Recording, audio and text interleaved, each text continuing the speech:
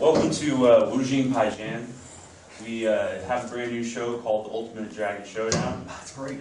And we're just looking for a boom mic guy.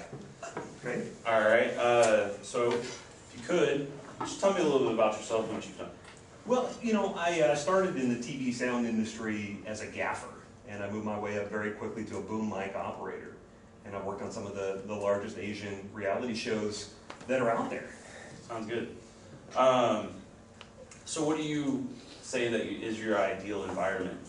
I really thrive in a like a creative environment, free-thinking environment, subtitled environment. I love those kinds of environments. Okay, well we have very good writers.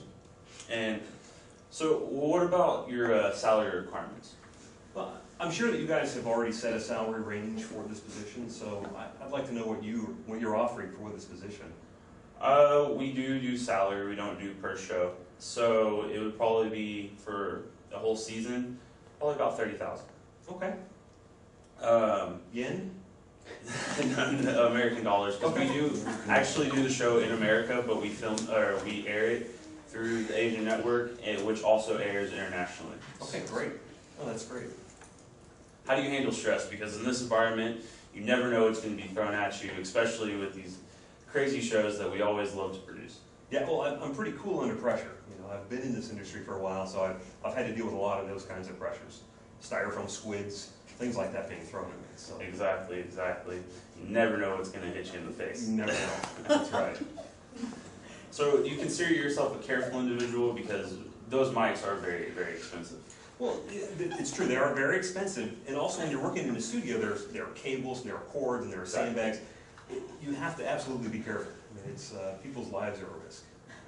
And just wondering, do you have initiative? Because if you don't take the initiative to make sure that that mic does not get wet, even though we're getting really good sound and everything, and the closer you are, the better.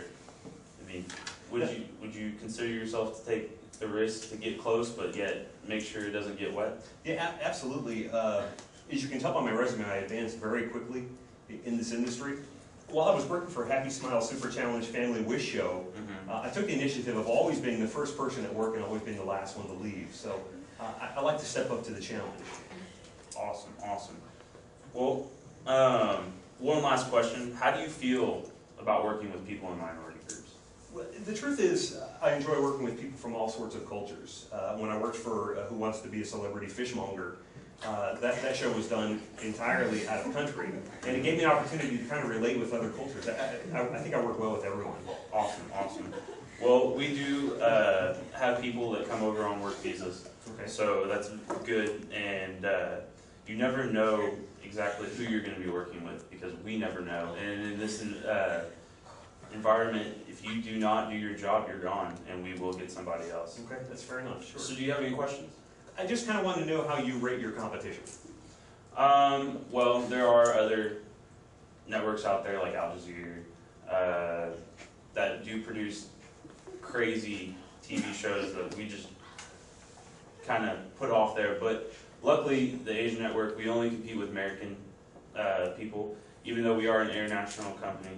We broadcast mainly through satellite, and we are special TV. You have to order our package to be able to view our television shows. Okay. So we rate them kind of pretty low compared to our standards. They don't air anything that we would air. Okay, that's great. And I'm looking for something long term. Where do you see this company in 5 years or 10 years? Well, with this show specifically that we're going to put you on, we see it going places. Like I said, we have very good writers. The executive producer is amazing. He's done things in China and Japan, and he's probably one of the top producers over there. That's great, okay. And I know, because I've been in this industry, the hours are sometimes a little erratic. What kind of hours should I expect to be working with this position? Well, since we're working in America, we do have labor laws that we have to abide by and everything. I would say with this show, we haven't really set the schedule, but it's going to be probably in the morning, because I am a morning person and I don't like to be out late. I like to have my nights. Let's say 9 to about noon. Okay. because the show is about an hour long and it's a constant pace, but we just take everything else and all the feed, and you will be responsible for your audio feed also. Okay, no, that's great. That's not different than what I've usually done. So, the last question I had is, what do you consider your firm's most important assets? Well, I would consider our writers right now, because they do have all of our ideas, and like I said, our writers are top of the line. Great. Well, I mean, it sounds like a very exciting position, and I'm happy I was able to meet with you, and I hope to hear back from you soon. Well, yeah, you seem like your resume is pretty well set. You are kind of what we're looking for, but we do also have a few other candidates that we need to interview and review.